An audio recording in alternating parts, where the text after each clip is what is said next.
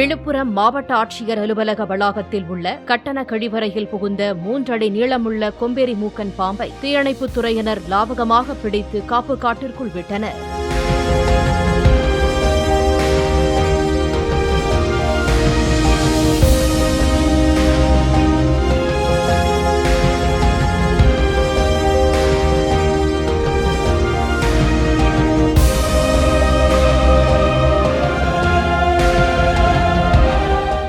Play store மற்றும் app ஸ்டோரில் இருந்து பாலிமர் செயலியை QR கோடு மூலம் பதிவிறக்கம் செய்யுங்கள்.